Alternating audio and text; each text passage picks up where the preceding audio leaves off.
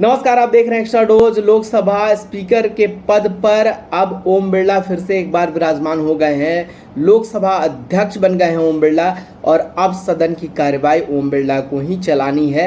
दूसरी बार लगातार वो लोकसभा के स्पीकर बने हैं। ध्वनि मत से जो प्रस्ताव था प्रधानमंत्री का ओम बिरला को स्पीकर बनाने का, वो पारित कर दिया गया। ध्वनि मत क्या होती है हम आपको वो भी बता देते हैं। ध्वनि मत का मतलब हो गया कि जब कोई बिल या प्रस्ताव सदन में लाया जाता है किसी के द्वारा, तो उस पर जो वोटिंग होती है वो ध्वनि मत से कराई जाती है। यानी कि स्पीकर जो होगा या प्रोटेम्प्ट स्पीकर जो होगा वो पूछेगा सांसदों से कि अगर आप सहमत हैं तो हाँ में जवाब दीजिए और अगर असहमत हैं तो ना में जवाब दीजिए।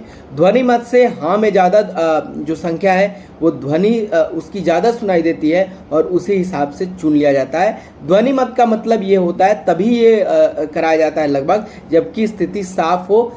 और इस बार स्थिति साफ थी क्योंकि एनडीए के पास 293 सांसद हैं और यूपीए यानी कि इंडिया अलायंस के पास, जो पहले यूपीए थी अब इंडिया अलायंस हो चुकी है, जो कांग्रेस और उसके जो अलायंस वाले दल हैं उन सभी को मिलाकर जो इंडिया गठबंधन है उसके जो संख्या है वो उस हद तक नहीं संख्या पूरी हो पा रही थी कि ओम बिरला को रोका जा सके लोकसभा अध्यक्ष बनने से और के सुरेश को लोकसभा अध्यक्ष बनाया जा सके।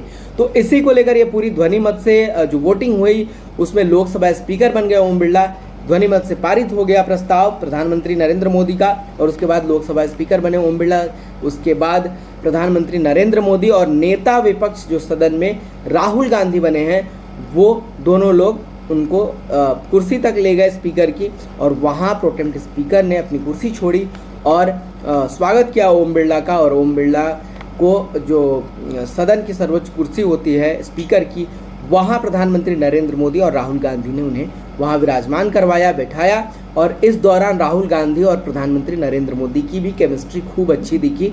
दोनों ने हाथ मिलाए, एक दूसरे से गर्मजोशी से मिले और उसके बाद उन्होंने ओम बिरला को साथ ले गए। और प्रधानमंत्री का जो जेस्चर था वो साफ साफ ये आप उससे समझ सकते थे कि प्रधानमंत्री विपक्ष को लेकर इस बार बहुत संजीदा है और इसको कांग्रेस ये भी दिखा रही है कि देखिए ऊंट पहाड़ के नीचे आ गया। जिस राहुल गांधी को अब तवज्जो नहीं दे रहे थे उसे अब आपको सम्मान देना पड़ रहा है। प्रधानमंत्री नरेंद्र मोदी को भी सम्मान देना पड़ रहा है। हालांकि संसदीय परंपरा है, प्रधानमंत्री कोई हो उसे विपक्ष के नेता को सम्मान देना ही पड़ेगा और प्रधानमंत्री नरेंद्र मोदी इसके लिए जाने भी जाते हैं। क्योंकि आप देखिए ना, प्रणब मुखर्जी जब राष्ट्रपति थे तो सबको ये लगता था कि प्रधानमंत्री नरेंद्र मोदी और प्रणब मुखर्जी में नहीं बन पाएगी, क्योंकि प्रणब मुखर्जी जो थे वो काटी कांग्रेसी थे। उनके जो विचार थे वो कांग्रेस के सर्वोच्च लीडर में से एक माने जाते थे और कांग्रेस की जो मूल भावना है उसके एक तरीके से वो प्रणेता माने जाते थे प्रणब मुखर्जी। और जब उन्हें राष्ट्रपति बनाया गया था, नरेंद्र मोदी जब प्रधानमंत्री बने,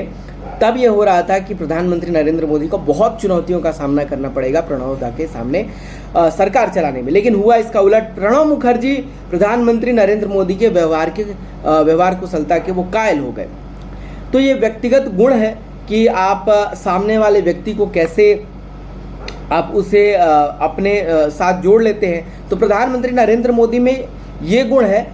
जो लोग भी उनसे मिलते हैं, जो लोग भी उनसे बातचीत करते हैं, विपक्ष के भी बहुत सारे नेता हैं, वो बताते हैं कि बात सदन में जो हो, राजनीतिक गहमा गहमी जो हो, राजनीतिक आरोप प्रत्यारोप जो हो, लेकिन जब प्रधानमंत्री मिलते हैं तो बड़े गर्मजोशी से मिलते हैं और ऐसा नहीं लगता है कि वो किसी विपक्ष के नेता से मिल रहे हैं या फिर वो किसी अपने विरोधी दल के नेता से मिल रहे हैं। वो ऐसा लगता है कि उनसे बहुत वर्षों पुराना जान पहचान है। और प्रधानमंत्री नरेंद्र मोदी की एक खासियत मानी जाती है कि वो चाहे देश में हो चाहे विदेश में हो, वो लीडर्स को कनेक्ट कर पाते हैं। मतलब बहुत आसानी से प्रधानमंत्री सामने खड़े व्यक्ति को कनेक्ट कर पाते हैं और इसी वजह से उनकी पॉपुलैरिटी जो है वो इतनी ज़्यादा है। राहुल गांधी ने भी बहुत अच्छा जेस्चर दिखाया अपने तरफ से और राहुल गांधी और प्रधानमंत्री नरेंद्र मोदी की जो व्यवहार कुशलता है वो पूरे देश को बहुत पसंद आई होगी। क्योंकि देखिए, आम जनमानस जो है, जो जनता जनार्दन जिसे नेता कहते हैं और आपस में लड़ते रहते हैं, वो लोगों को पसंद नहीं आता कि सदन में चिल्लाहट हो रही है और चीख मची हुई है। लोगों को ये पसंद आता है कि उनके लिए अगर सदन 6 दिनों का, 7 दिनों का या जितने भी दिनों के लिए सदन चलाया जाता है उसमें उनके हक की बात हो, उसमें उनके लिए चर्चा हो। ये नहीं होना चाहिए कि विपक्ष एक तरफ वॉकआउट करे और विपक्ष को लगता है कि विरोध अगर हम कर देंगे तो हमारी जो है बात वो सिद्ध हो जाएगी, हमारा काम पूरा हो जाएगा। चाहे वो सत्ता पक्ष में कोई बैठा हो और विपक्ष में कोई बैठा हो, विपक्ष हर जगह ये कोशिश करता है कि तमाम मुद्दों पर सरकार को घेरा जाए सदन में, और सदन की कार्यवाही को कहीं ना कहीं इसी चक्कर में विपक्ष बाधित कर देता है। चाहे वो आप राज्यों में जाइए, आज केंद्र में बीजेपी की सरकार है, लेकिन राज्यों में कई जगह बीजेपी विपक्ष में है और वहाँ बीजेपी यही काम करती है। तो दल कोई हो, लेकिन राजनीति का जो पैटर्न है वो एक ही है कि सबको यही लगता है कि हमारा जन्मसिद्ध अधिकार है, अगर हम विपक्ष में बैठे हैं तो किसी भी तरीके से सदन को न चलने देना। कम से कम आम जनमानस को तो यही समझ में आता है। तो फिलहाल इस वीडियो में इतना ही। देखते रहिए एक्स्ट्रा डोज, तमाम विश्लेषण के लिए, तमाम खबरों के लिए देखते रहिए एक्स्ट्रा डोज।